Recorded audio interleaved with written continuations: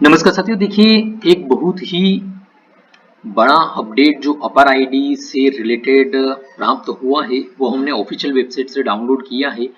और ये जो हमने पूर्व में देखा था कि अपर आईडी बनवाने के लिए जो पेरेंट्स की सहमति या कंसेंट फॉर्म जो होता है वह उसमें कुछ बदलाव आया है, तो वो हम इस वीडियो में देखेंगे। हम हिंदी अंग्रेजी दोनों में देखेंगे, इसको कहाँ से डाउनलोड कर सकते हैं ये भी देखेंगे। तो प्लीज वीडियो को एंड तक देखिएगा और आपका इसके बारे में क्या सुझाव है, ये जो चेंज हुए हैं वो कमेंट करके बताइएगा। तो यहाँ पर देखिए, आप देख सकते हैं परिशिष्ट 1 ये अपार आईडी बनाने के लिए अभिभावकीय सहमति ओब्लिक असहमति प्रपत्र, ठीक है। और ये क्या है कि पिता माता या कानूनी अभिभावक द्वारा भरा जाना है, ठीक है। तो ये यहाँ पर महत्वपूर्ण चीज है जो ऊपर ही हमको हाईलाइट की गई है। अब यहाँ पर देखिए छात्र का नाम बताया हुआ है, कक्षा सेक्शन बताया हुआ है, विद्यालय का नाम यहाँ पर आ जाएगा जो खाली जगह है। फिर उसके बाद में में यहाँ पर जो है पेरेंट्स का नाम आ जाएगा, जो भी माता पिता या अभिभावक हैं उनका नाम आ जाएगा यहाँ पे में करके। फिर उसके बाद में उनका जो भी पहचान प्रमाण पत्र जैसे कि आधार हो, पेन हो, मतदाता पहचान पत्र, ड्राइविंग लाइसेंस जो भी हो उनके पास में उसकी संख्या यहाँ पर इंटर होगी। और ऊपर उल्लिखित छात्र का कानूनी अभिभावक हूँ। फिर उसके बाद में यहाँ पर बताया गया है कि मुझे automated permanent academic account registry अपार, जिसका फुल फॉर्म है ये, पहल के बारे में जानकारी दी गई है। मैं समझता या समझती हूँ कि अपार जीवन भर का डिजिटल शैक्षणिक रिकॉर्ड बनाए रखने और डिजी लॉकर सेवाओं तक पहुंच प्राप्त करने के लिए स्वैच्छिक सुविधा है, ठीक है।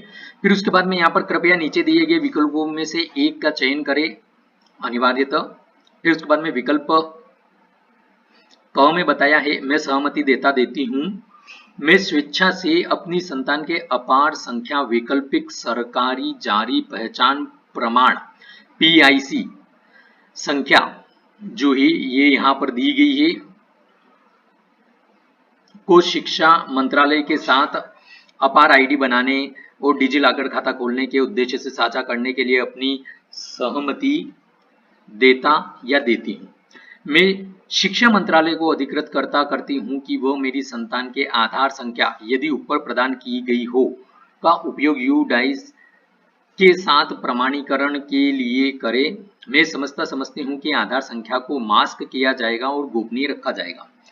फिर उसके बाद में यहाँ पर बताया हुआ है वैकल्पिक तृतीय पक्ष सेवाओं के लिए अतिरिक्त सहमति, यदि सहमत हो तो टिक करें, जैसे कि यहाँ पर ये बॉक्स दिया हुआ है टिक करने के लिए।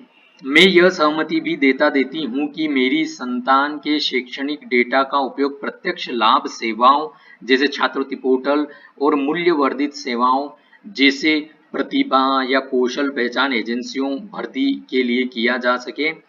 और फिर उसके बाद में एक और है विकल्प ख, जिसमें बताया गया है कि मैं सहमति नहीं देता ओब्लिक देती हूँ। फिर उसके बाद में नीचे बताया गया है कि मैं इस समय अपनी संतान के लिए अपार आईडी बनवाना नहीं चाहती हूँ। मैं समझती हूँ कि अपार आईडी से इनकार करने से मेरी संतान के प्रवेश, पदोन्नति या सरकारी लाभों तक पहुंच पर कोई प्रभाव नहीं पड़ेगा।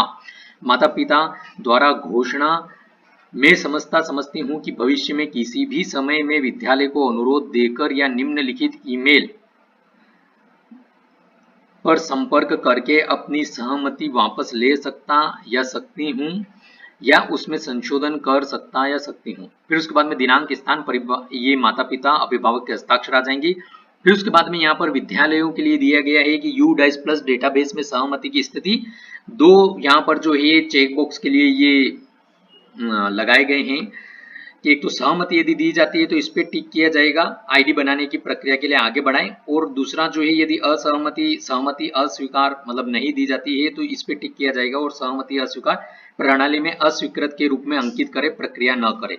और फिर यहाँ पर जो भी प्रधान आचार्य, प्रधान अध्यापक होंगे स्कूल के, उनके हस्ताक्षर हो जाएंगे। तो ये था जो यहाँ पर नया कंसेंट फॉर्म अवेलेबल हुआ है।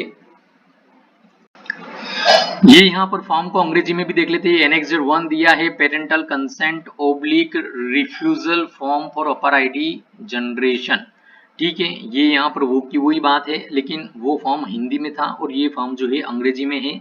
यहाँ पर वो की वही जो है फिलिंग ब्लैंक्स है, यहाँ पर जो स्टूडेंट का नाम, क्लास, सेक्शन वगैरह आ जाएगा, स्कूल का नेम आ जाएगा, आई में यहाँ पर पेरेंट्स का नाम आ जाएगा या गार्जियन जो भी हैं, और फिर उसके बाद में यहाँ पर उनका जो भी आइडेंटिटी प्रूफ वो देते हैं उसका नंबर आ जाएगा, और फिर उसके बाद में यहाँ पर वही जो है बात यहाँ पर बताई गई है, ये यहाँ पर कंसेंट के लिए बताया गया है। ऑप्शन ए आई कंसेंट और ऑप्शन बी में आई डू नॉट कंसेंट, और यहाँ पर ऑप्शनल है ये वाली चीज जो देख रहे हैं हम। एडिशनल यदि कंसेंट देते हैं तो additional consent for third party service, यदि वो एग्री होते हैं इस चीज में तो यहाँ पर टिक लगेगा। जो आई आल्सो कंसेंट वाले में यदि नहीं होते हैं तो यहाँ पर टिक नहीं लगाना है। ठीक है, इसी प्रकार से ये डिक्लेरेशन बाय पेरेंट्स गार्जियन ये यहाँ पर आ जाएगा, और वही सिग्नेचर यहाँ पर हो जाएंगे। फॉर स्कूल यूज दो ऑप्शन यहाँ पर दिए गए हैं स्कूल यूज में।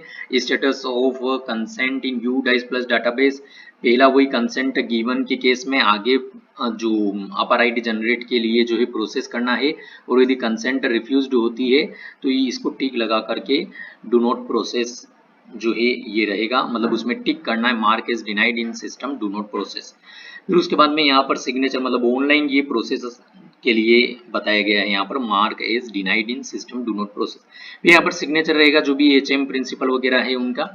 तो ये इस प्रकार से यहाँ पर जो नया अपडेट आया है, अब हम देख लेते हैं अब वेबसाइट से भी आप कैसे डाउनलोड कर सकते हैं।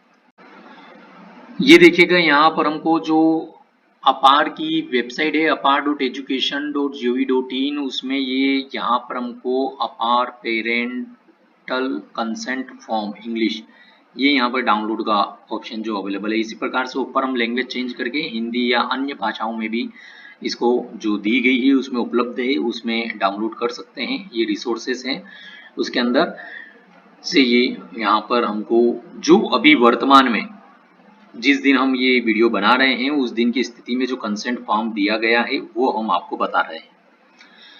तो आपको वीडियो कैसा लगा, और ये कंसेंट में जो यहाँ पर चेंज हुआ है कंसेंट फॉर्म में वो आपको जो ये परिवर्तन कैसा लगा, प्लीज आप कमेंट करके बताइएगा। धन्यवाद।